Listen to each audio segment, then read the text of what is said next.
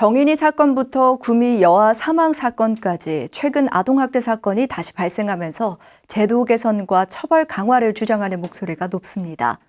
학대 행위는 곧 업이 되기 때문에 불교에서는 이를 엄격하게 금하고 있는데요. 아동학대 원인과 어른들이 관심을 가져야 할 것은 무엇인지 짚어봤습니다.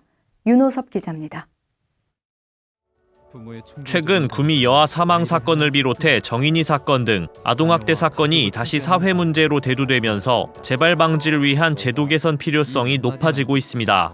불교에서는 생명에 대한 학대가 곧 업이 되고 그 과보가 자신에게 돌아온다고 보기 때문에 이런 행위를 해서는 안 된다고 강조합니다.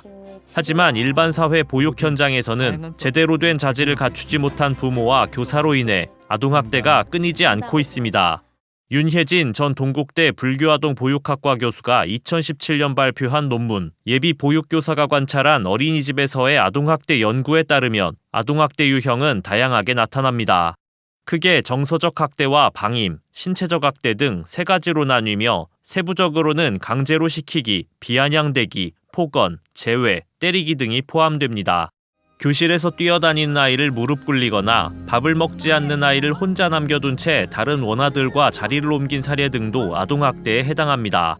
조금 더 엄격하게 교육이 이루어지고 그 속에서 인성교육이 특별히 더 중요하게 커리큘럼에서 다뤄져야 된다라는 그런 생각을 합니다. 모든 사찰에서 임산부라든지 영유아들을 둔 부모님 교육 좀 시간을 가지면 좋겠고, 정토의 지도법사 법륜 스님은 지난 1월 온라인 정기법회에서 정인이 사건으로 논란이 된 아동학대 원인을 설명했습니다. 스님은 학대 원인 중 부모의 정신질환이 가장 많다며 이는 겉으로 잘 드러나지 않는 부분적인 문제에서 비롯된다고 말했습니다.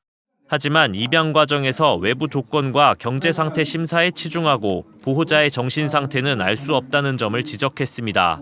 또한 아이를 독립된 인격체가 아닌 소유물로 생각하는 보호자의 생각도 아동학대 원인이 되는 잘못된 관점이라고 꼬집었습니다.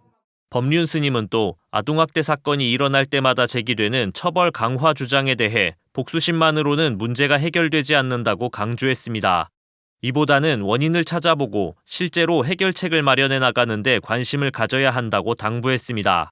잊을만 하면 다시 터져나와 사람들의 마음을 아프게 하는 아동학대 소식, 발생 원인을 연구하고 이를 예방하기 위한 대안 마련에 종교를 비롯한 사회 구성원 모두가 지혜를 모을 때입니다. BTN 뉴스 윤호섭입니다.